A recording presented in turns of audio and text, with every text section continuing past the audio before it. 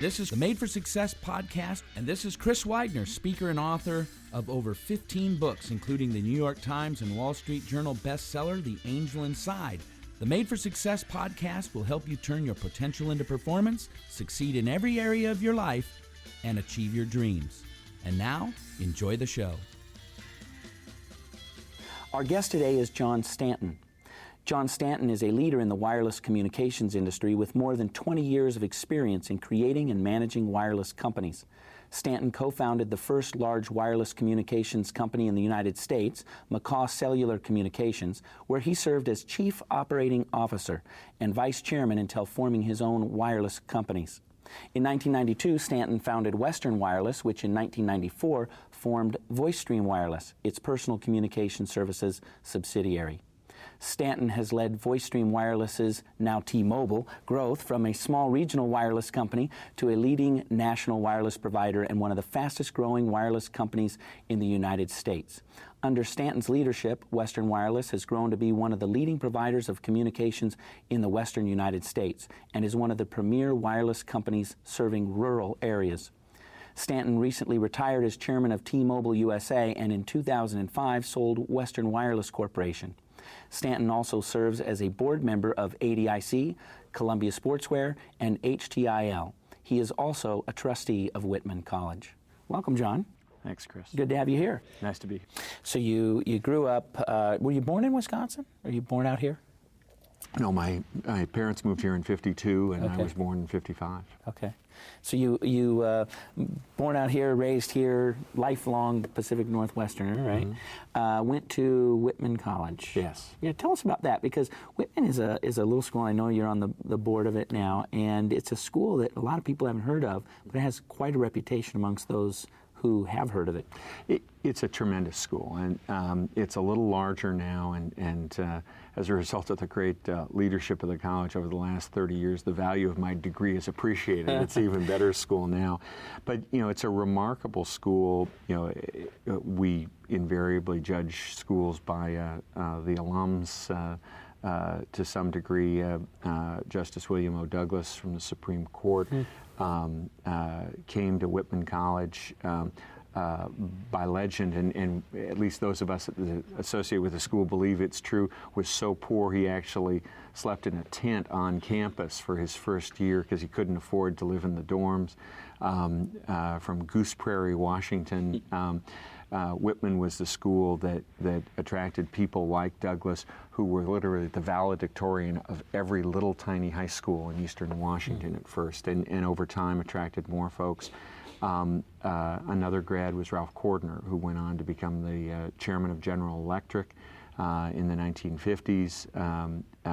Tremendous success. So groups of people over time that have engaged in academia, engaged in business, engaged in political and civic life.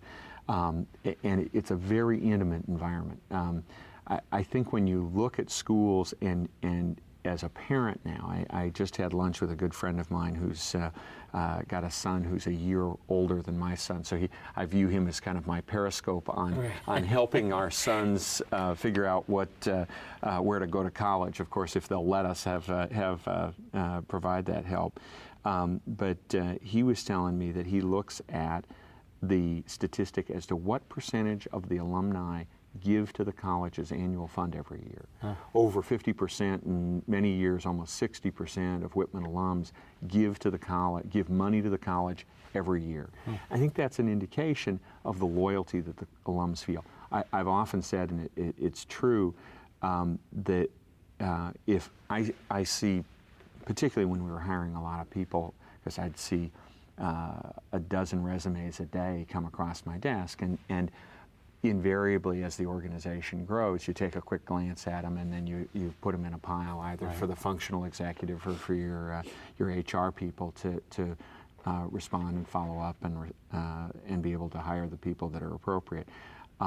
If a resume says Whitman College on it, particularly if they're organized and thoughtful enough to put it in the first sentence to me, I'll take a special look at that one. That one will get some special attention. And I know most of my friends that graduated from Whitman feel the same way, that I want to keep to give people a chance. I want to be able to help people in the same way. And the school's a pure liberal arts college. It's located. What was it about it? Frankly, it has a lot to do with history, legacy, culture. In the 1890s, a gentleman named Stephen Penrose came out from the East, from Williams College, with his wife and his son, started the college, or really, this college had started in 1859 as a seminary, but he came out at a critical juncture for the school, and was there for almost 40 years as president, teacher.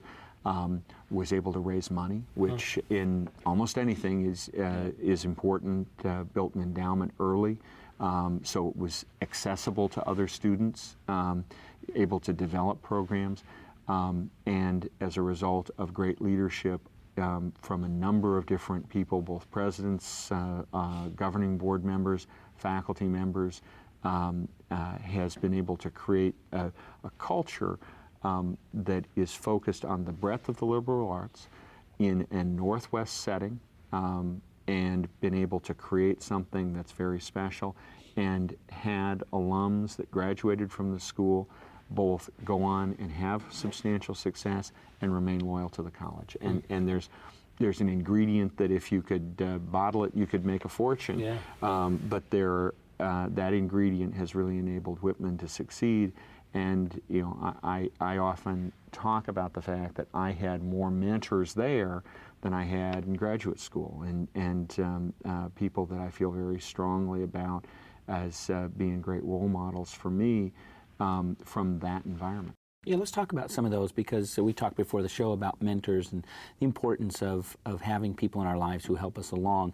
Who have been some of the mentors / role models that have been people you've looked up to and learned from and have helped navigate you through this career that has gone so well?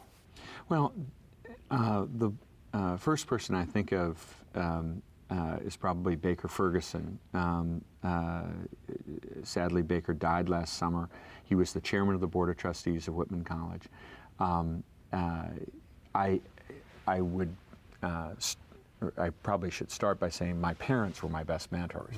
Right. Sadly, my dad got sick and died, and I think that people, I think men in particular, who lose their fathers at an early age, I know that's true for you, gravitate towards men that represent good role models. I think that as an adult, it's something we need to be cognizant of when we're around young people, particularly people who have lost a parent.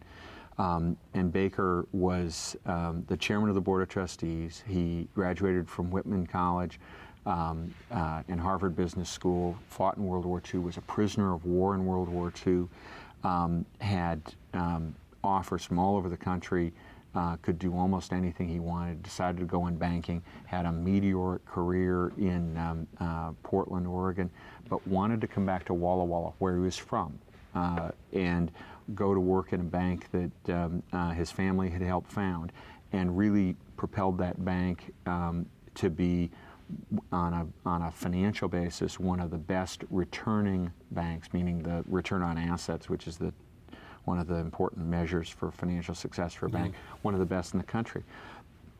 He went on and he saw the wine industry as an opportunity, and he helped finance some of the early wineries. And when he retired, his wife, Jean, and he bought an old schoolhouse and started up a winery, La Cole 41, which has been tremendously successful. So that's Baker's wonderful history, and is really one of the fathers and founders of the wine industry in Washington State, which has, as you know, been tremendously successful. But the quality about Baker that I think about, a funny story I actually told as a part of his memorial service this summer. I had been at a meeting that Baker attended and spoke at when I was a sophomore in college. And he said, now, any of you who have an issue, just come on down to the bank and come on in and we'll talk about it. And I was 19. I thought he meant it, and I I took him up on it. I had a particular issue I was concerned about, and walked down to his office, which is half a mile from campus, and showed up at the bank, and somehow ended up in the executive offices. His door was closed, and I started to reach to knock on the door, and his secretary comes racing up and says, "Oh, no, Mr. Ferguson is very busy. Do you have an appointment?" The typical kinds of thing. And Baker, by this time, had heard the commotion out in the hall and said, "Oh, no, come on in, spend some time." He spent 4 hours with me. And the dilemma for me, much to the chagrin of my advisor, who was had me channeled to go to some terrific law school, was whether I wanted to think about business school or law school. And I thought about that issue early. But you had to, in terms of planning your academic background and what tests to take and all that stuff.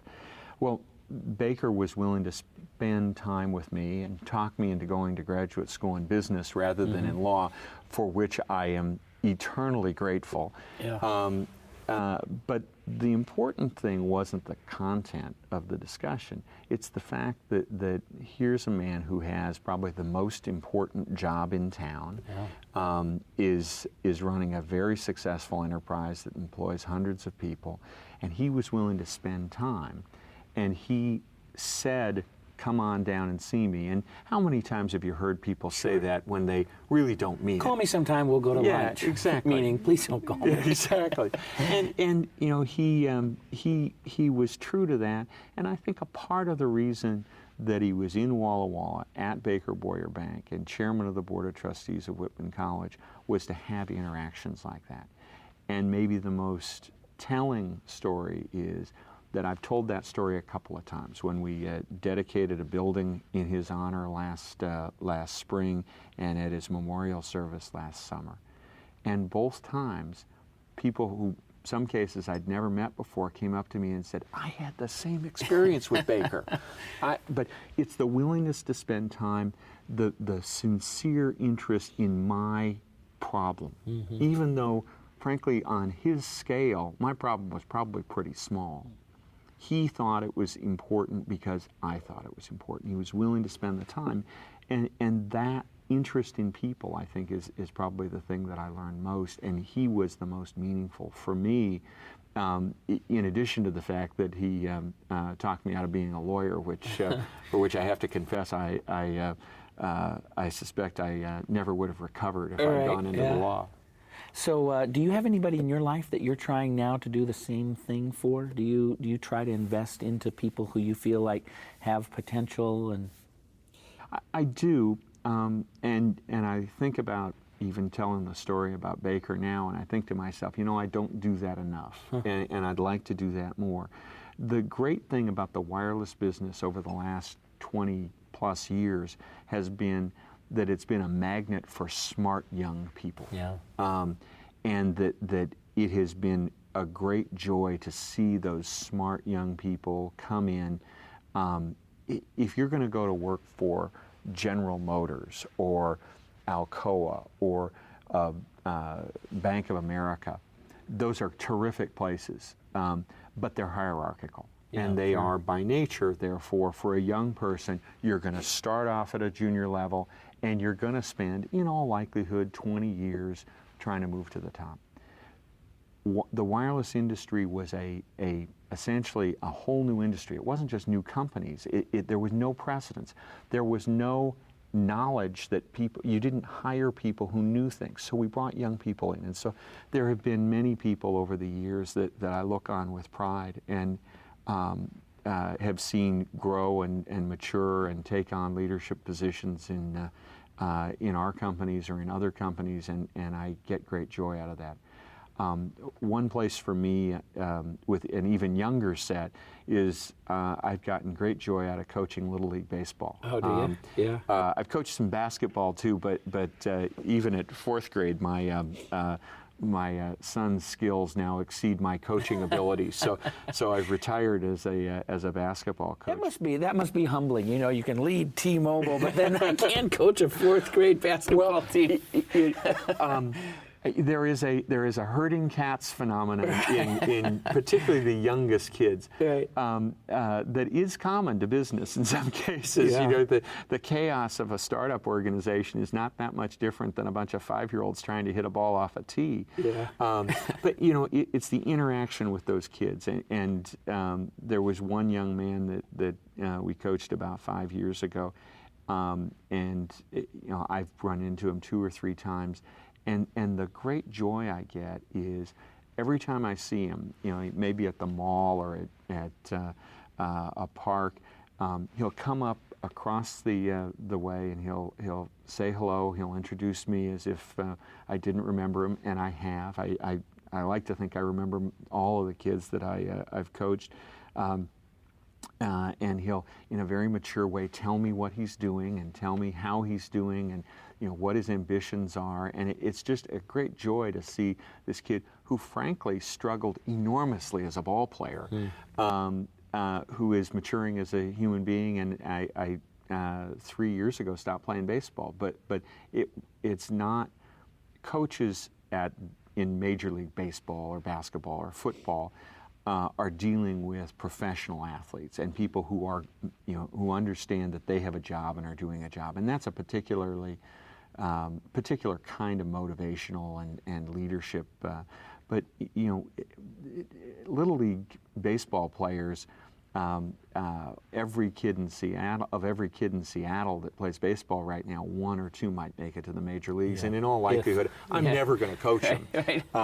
That may be self-fulfilling. They may not make it in part because I'm coaching them. But if I'd have just gotten a coach besides Stanton. Exactly. But you know, those kids are all going to be fathers or mothers or people that are going to work in business or in politics or in church or in their communities. And I remember the fathers that coached me.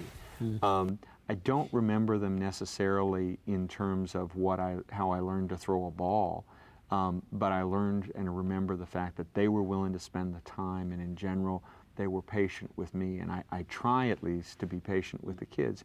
And you're a role model, and that probably is more important than anything else in terms of trying to do the right things to pass on some of those lessons of Baker Ferguson.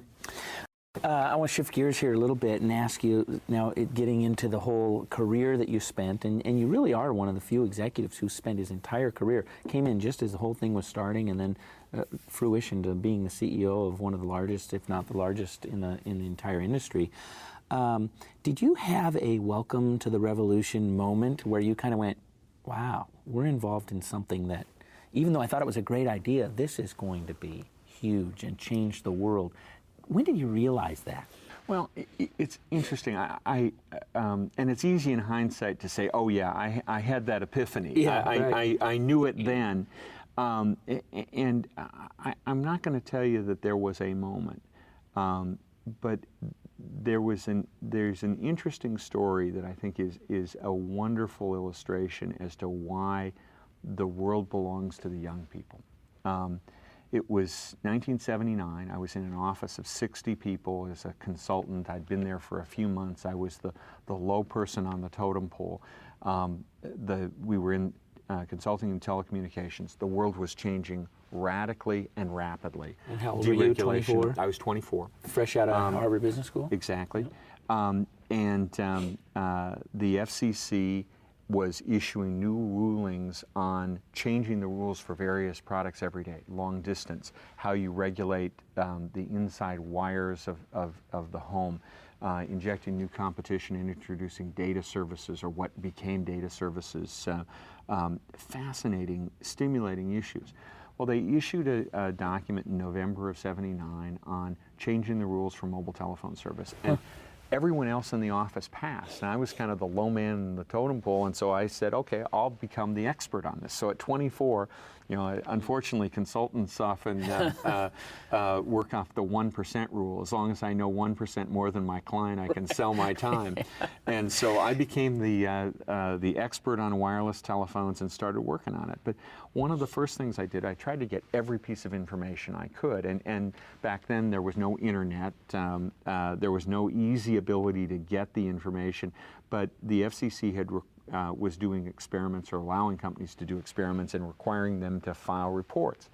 AT&T filed a report with the FCC that suggested that there would eventually be a market of 1 million phones, wireless phones, by year 2000. And this is, so in 20 years, there'd be a 1 million person market. And I remember thinking, gosh, that seems low to me. Really? Because I'd like to have a phone in my car, wouldn't you? Yeah. And I think that at 24, you don't know what you don't know. You don't know that really smart PhDs did detailed analytic studies to come up with that number. Well, in fact, there were 100 million wireless customers in the U.S. by 2000. There were 1 billion worldwide. The industry exploded. And I think that it is representative that most of the people at McCaw Cellular, where I was, the first place that the first carrier I worked and helped start, virtually all of the people early on in the industry, particularly at the most successful companies, were young. McCaw Cellular had no business being a dominant company in the industry as it became until the business was sold in '94. Craig McCaw was 35 years old. Virtually all of us were younger than him. We bought out the interests of Western Union. We bought out MCI. We bought out the Washington Post. We bought out Scripps Howard. We bought out Knight Ridder. We bought out a series of companies that by rights had balance sheets, talent, experience, knowledge, and communications experience that they should have dominated the industry. But all of them were dominated by chairmen that were 55 years old and had a much narrower view of the potential. And when we were willing to offer a price that seemed high to them, they were happy to get out of the business. And I think that it's the notion that you look at the dot-coms, the ones that succeeded, the eBays, the Amazons, are in general dominated by relatively young chairmen. You look at the people who have succeeded in business, the tremendous things that Howard Schultz has done with Starbucks, the tremendous things that Jeff Brotman and Jim Senegal have done with Costco. When those businesses were getting started, they were young bucks, the things that Fred Smith did with Federal Express. Those people saw things that other people didn't see, that Craig McCaw saw in the wireless industry. And they were, in a sense, too young to take no for an answer. They believed with passion in what they saw, and they saw the future better than the people who were running the companies that should have dominated. And is it willingness to take a risk, do you think, that you have nothing to lose when you're 30, but maybe when you're 55 and you've got a good income, and hey, why rock the boat? I mean, is part of it that they're young and full of energy? I think that there's an intersection, if you will, that people who have been successful in starting companies have enough ability, but not enough self-doubt, in a sense. I've got a little graph that I do for our people that measures the over time and age versus on the vertical scale, the ability / willingness to start a business. And over time, your ability rises. You know more than you did a year ago and 5 years ago and 10 years ago, and you are more capable of starting your new enterprise today than you were 5 years ago. But over the same scale, our willingness to take risks declines. And in general, for most people, I think somewhere in their 30s, typically their early 30s, there's an intersection point where you know enough to be able to succeed, but in a sense, you don't know enough you haven't figured out all the reasons you can't succeed to take that risk and take that chance. And some of it has to do with personal family responsibilities Sure. and financial issues, and frankly, having at 50, if you've had great success, you're less willing to take a risk. Right. But a lot of it has to do, I believe, with the insights that you get and the different perspective that you bring when you're a little bit too young to know what can't happen because it's never happened before. One of the terms that you've talked about that I want to hear what you have to say about is restless ambition. I mean, I just love the term, restless ambition. It's just rich. And what do you mean by that? And how has it been formulated? It is. It's one of my favorite phrases. And when we were working on a search for a new president for Whitman College, my co-chair and I and our committee used that phrase to describe the characteristics that we wanted in the new president. When I've searched for executives in our businesses over the last 10 years in particular, we've used that phrase. What it means to me is an unwillingness to accept simple answers, an unwillingness to be satisfied with the way things are. That if you look at people who've succeeded in any environment, they are critical in the way they think about the way things are. They see a better way. Whether a guest of yours, Dino Rossi, who was a terrific candidate here, Mike McGavick, another terrific candidate here in the state of Washington for office, I see in both of them a quality of saying, we can do better. Not necessarily to focus on criticism of the way things have been done, but we can do better. And the notion of being willing to agitate for change is the restlessness, and the ambition is the desire to do better, to deliver more. And in a business, it has to be a quality that is positive. There's a tendency for people in businesses that have stayed there for a long period of time to be ambitious but obnoxious and difficult. And if they're not satisfied with the way things are. And I think that restless ambition to me is someone who brings positive, creative energy to try to make things better. Let's talk a little bit about money. Money is a great thing, and most of the viewers, are people who they're watching the Success Training Network. They're trying to improve their lives in a broad spectrum of things. But a lot of people, the American dream is to create wealth and own your own home and that type of thing. And you've been very successful at that. How's money changed you? Has it changed you at all, or is it same guy, nicer watch? Or because it is fascinating to me, because so many people would like to achieve that kind of level of wealth, but I don't know that they really understand truly both the pros and the cons, the responsibilities and the privileges, and all the things that come up in it. What have you learned about yourself and about life and about money as you have grown in your own career? One of the things that every time I think of money, I think of the number of times when I was growing up, my mother saying it's not polite to talk about money or religion, particularly at the dinner table. Right. And in a lot of ways, I think that maybe the most important quality about money to me, and I know everyone's different, is modesty. And to think about money in the context of what it can do to make your life, the lives of your family, the lives of your friends, the lives of your colleagues better. And I think that one of my favorite lines when I'm talking to groups is, no one ever got rich by trying to get rich, right? There's a tendency, and perhaps even on the Success Network, but you see it on late night television infomercials, right? You see people saying, I'm going to make you rich, right? And then you find out that it's selling magazine subscriptions or selling real estate or whatever. Right. I don't believe that. I don't believe that people ever will succeed in a really meaningful way if their ambition is to get rich.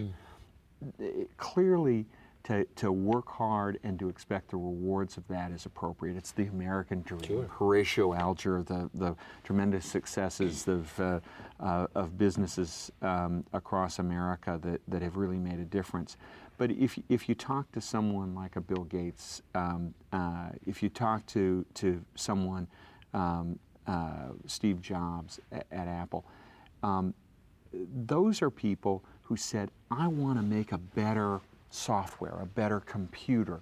I want to have an ability to do something to make my business better. And the old adage that if you build a better mousetrap, the world will be to pass to your door. Yeah. I believe that with passion. I think that if you try to get rich, you're probably going to succeed and you're not going to be happy. If you try to do something fun, interesting in your professional career, and you work hard at it, and you're passionate about it, and creative, have restless ambition, I think that in many cases you are going to succeed financially. Right. And you're going to succeed emotionally and personally in virtually every case. And that's far more important. The last comment I'd make about money is just the notion of responsibility. I mean, I think that there is a tendency for people to look at money and view that in the context of boats and houses and cars. And clearly, material things, in a sense, make our economy work. But it is also important to make sure that you're a role model for your kids, for your community.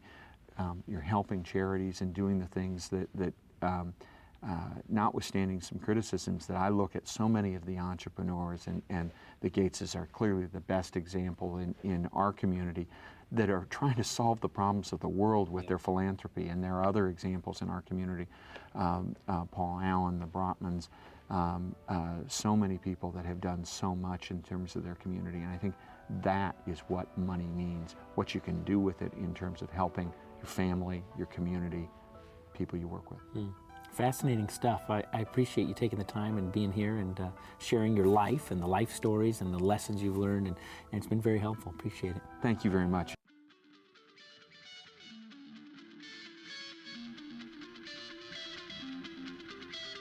Thanks for listening to the Made for Success podcast. Get to know us at madeforsuccess.com/podcast. Meet the hosts of the Made for Success podcast and pick up a free copy of the Totally Motivated ebook by Chris Widener. We will see you next time on the Made for Success podcast.